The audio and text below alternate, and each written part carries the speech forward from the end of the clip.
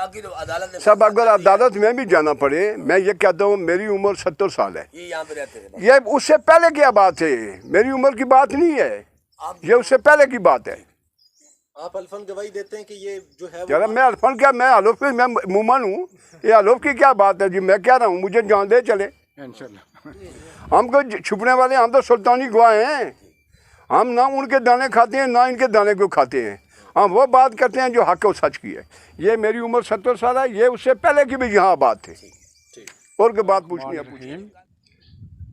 ये जो बंदे मेरे कोल खड़े हैं इस वक्त, तो असें तो इन्होंने जो दादा से ना जी और वालिद साहब, असा उन्होंने भी जानिया। तो मेरी उम्र होगी 74 साल।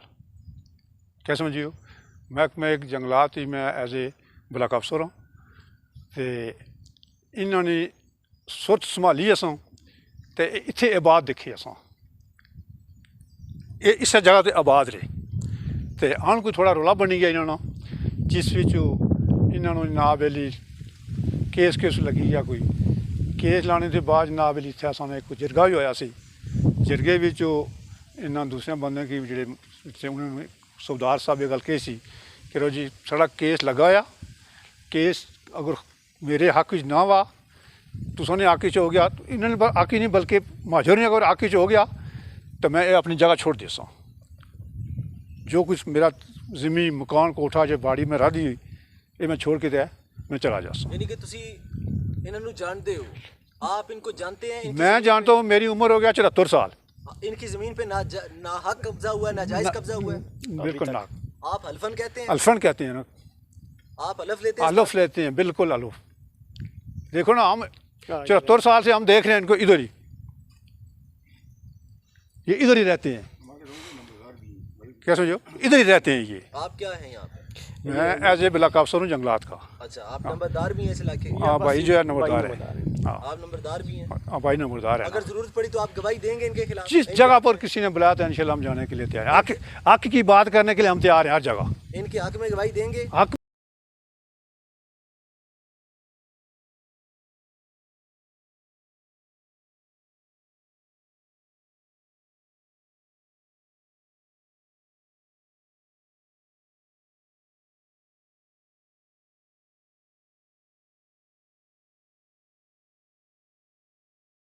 वो भी हमारे रिश्तेदार हैं। वो आपके अपने रिश्तेदार हैं? वो भी रिश्तेदार हैं। तो ज़मीन उनकी नहीं है? ये तो फिर कागज़ बता सकते हैं ना आपको। अच्छा, कागज़ नहीं है इनके पास। देखे ना, ये बात उससे पता करें कि अब कागजात इनके पास मौजूद हैं। अगर उनके पास मौजूद हैं वो दिखाएं कागजात। असल में जो मामलात है ना, इनके साथ बहुत ज़्यादती हो रही है। इनकी प्रॉपर्टी पे एक लैंड ग्रेबियस ग्रोह है जो कब्ज़ा कर रहा है। हाल ही में चूँकि 2011 में और 2014 में डिसीजन जो है ना इनके हक में हो चुका है और दूसरी पार्टी ने उसके अगेंस्ट कोई अपील भी नहीं लगाई। इसी दौरान जेली जो है ना वो तैयार हो गया, फ़र्द मलकियत जिनको इन्होंने चैलेंज किया हुआ है, उन्होंने उनके घर के ऊपर हमला किया है, इनको तशद्दुद का निशाना बनाया है, फायरिंग की है, चादर चार दीवारी का तकद्दुस इस्तेमाल करते हुए घर में आ गए। इनके साथ ज़्यादती हुई। अभी ये मुख्तलिफ फोरम पे अप्रोच की है, ह्यूमन राइट पे भी इन्होंने की है, जिस पे CPO साहब को जो है ना वो गया हुआ है। तो बाकी इनकी जो है ना पुलिस को जो है ना जब सिविल नेचर का मामला है तो फिर पुष्ट पनाही नहीं करनी चाहिए। किसकी जानिब से रुकावट आ रही है? ये आप देखिए, जो महकमा माल का काम है वो तो उनको करना चाहिए। महकमा माल का काम है वो उनकी वेरिफिकेशन करे कि ये किस तरह ये जारी हुई है। ये जो जारी हुई है ना, क्या नाम है, फ़र्द मलकियत, ये कैसे मुमकिन है कि एक बंदे की जो केस भी हार चुका है, ना उसके अगेंस्ट उसने अपील की है, अदालत से वो फारिग हो गया है और उसी के नाम पे वो फ़र्द मलकियत जारी हो रही है। ये तो बहुत बड़ा गपन है, ये तो बहुत बड़ा जो है ना एक वो इशू बन रहा है ना कि जेली पेपर कौन तैयार कर रहा है। तो अभी अप्रोच कर रहे हैं। अब वो भी जो पटवार खाना है वो डिप्टी कमिश्नर के अंडर आता है? जी वो तो डिप्टी कमिश्नर के अंडर आता है। जी जितना रेवेन्यू डिपार्टमेंट है ये मुतलका जो है ना AC DC कमिश्नर साहब जो रावलपिंडी है उनके अंडर आता है। और उनके दफ्तर के अंदर ये मामला चल रहे हैं, फ्रॉड हो रहे हैं। देखिए ये तो दस्तावेजात तैयार किए जिस बंदे ने तैयार किए हैं, जो उसमें मुलव्वस है, उनके खिलाफ कार्रवाई होनी चाहिए। एंटी करप्शन में इन्होंने दे दी है, वो भी अब माशाल्लाह देखेंगे मामला।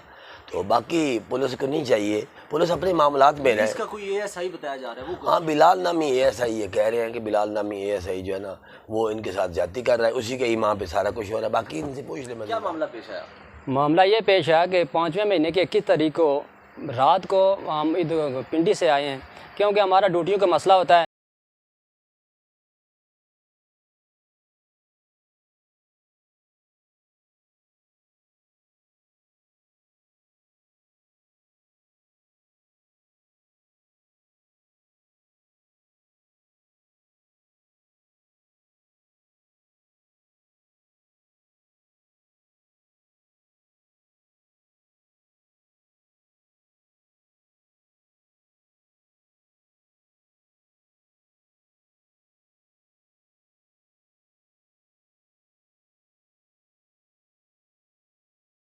कहा हम तकरीबन 75 साल से इधर रह रहे हैं, अदालत के फैसले हमारे हक़ में हैं। 2011 का फैसला उसी ने अपील की है, उसके ख़िलाफ़ गई है और हमारे हक़ में फ़ैसला है। 2014 का भी फैसला हमारे हक़ में आया है। ये तो हमारा हक़ बनता है। हम 75 साल से इधर रह रहे हैं, हमारे दादा परदादा के सारे समझो कि 3 पुश्तें इधर गुजर गई हैं।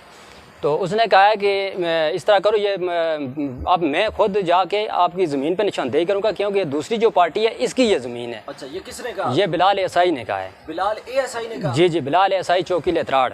अच्छा, तो उसने ये क्यों कहा? आपकी कोई ज़ाती दुश्मनी है? कोई दुश्मनी नहीं है, हमें कोई नहीं पता है कि दूसरी पार्टी के साथ इसका क्या लेन देन है। अच्छा, तो बकौल ये है कि अरफान जो है उसके साथ जो बैठा हुआ था उसने कहा है कि मैंने 6 लाख रुपया दिया है। अच्छा, किसको? बिलाल एएसआई को 6 लाख रुपया दिया है। अच्छा, हाँ। ये किसने कहा? ये अरफान ने कहा है। अच्छा। लेकिन वो अभी उनके साथ मिल गया है, वो अब मुकर जाता है। वो अब नहीं, अरफान जो है दूसरी पार्टी का है। अच्छा, हाँ, दूसरी पार्टी का है वो है। तो वो कहता है मैं देखता हूँ आपकी बात कौन सुनता है यहाँ पे। अच्छा। इधर तो हमारा सारा उसने सलूक हमारा है, हमारे घर के साथ ये चौकी लगती है, हम जो चाहे कर सकते हैं। इरफान कहता है बिलाल एएसआई को 6 लाख रुपया दिया है मैंने। किसको? इसको दिया कि आपको ये आपको मैं कब्जा ये हमें लेके देगा आपसे। किसको दिया 6 लाख? 6 लाख बिलाल एएसआई को दिया है कि ये कब्जा हमें लेके देगा। अच्छा, आपसे? जी जी। अच्छा, तो हम वहाँ से जब चलने लगे, हम वहाँ से वापस अपने घर के लिए रवाना होने लगे, तो मेरे ताया अबू को कहता है कि मैं आप पे पर्चा काट दूंगा। मेरे ताया अबू ने कहा है कि मेरे पे क्यों पर्चा काट देंगे, किस वजह से?